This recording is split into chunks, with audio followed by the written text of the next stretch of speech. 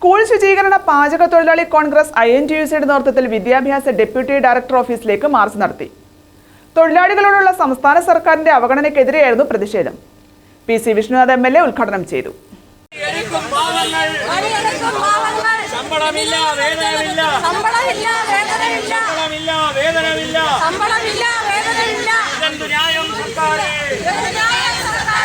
ജോലി സ്ഥിരത ഉറപ്പുവരുത്തുക, കുടിശ്ശിക വേതനം വിതരണം ചെയ്യുക, ദിവസവേതനം 900 രൂപയായി ഉയർത്തുക, എല്ലാ മാസവും 10-ാം തീയതിക്ക് മുമ്പ് വേതനം വിതരണം ചെയ്യുക തുടങ്ങിയ ആവശ്യങ്ങൾ ഉന്നയിച്ചാണ് സ്കൂൾ ശുചീകരണ പാചക തൊഴിലാളി കോൺഗ്രസ് INTUCയുടെ നേതൃത്വത്തിൽ വിദ്യാഭ്യാസ ഡെപ്യൂട്ടി ഡയറക്ടർ ഓഫീസിലേക്ക് മാർച്ച് നടത്തിയത്.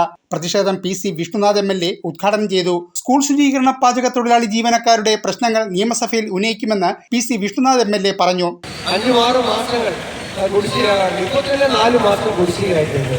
തീർച്ചയായും നിങ്ങൾ ഉന്നയിച്ച ഈ 3 ആവശ്യങ്ങളും പ്രധാനപ്പെട്ട 3 ആവശ്യങ്ങൾ, ഒന്ന് ഈ 900 രൂപയായി വേതനം ഉയർത്തുക, ഇത് ഓണറേറിയം എന്ന നിലയിൽ അംഗനവാടിക്കാർക്കും ആശാവർക്കർമാർക്കും ഒന്നുപോലെ അങ്ങനെ പാചക തൊഴിലാളികളെ പരിഗണിച്ചുകൊണ്ട് ഉള്ള ഒരു സമീപനം സർക്കാർ സ്വീകരിക്കണം തുടങ്ങിയ പ്രധാനപ്പെട്ട ആവശ്യങ്ങൾ.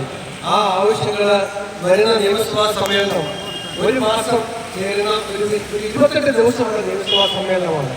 ആ സമ്മേളനത്തിൽ നിങ്ങളുടെ ഈ ആവശ്യങ്ങളെ ഒരു MLA എന്ന നിലയിൽ നിയമസഭയിൽ ഉന്നയിക്കും എന്നുകൂടി ഉറപ്പു നൽകിക്കൊണ്ട് സ്കൂൾ പാചക തൊഴിലാളി കോൺഗ്രസ് സംസ്ഥാന general secretary A. Habib Sait അധ്യക്ഷനായിരുന്നു. രാഷ്ട്രീയകാര്യ സമിതി അംഗം advocate S. Bindu Krishna, advocate P. Jermias, Vadakkevila Sasi, D. Geethakrishnan, KB Shahal, Iqbal, Jose Vimal Raj, Omana, Ranjith തുടങ്ങിയവർ പങ്കെടുത്തു.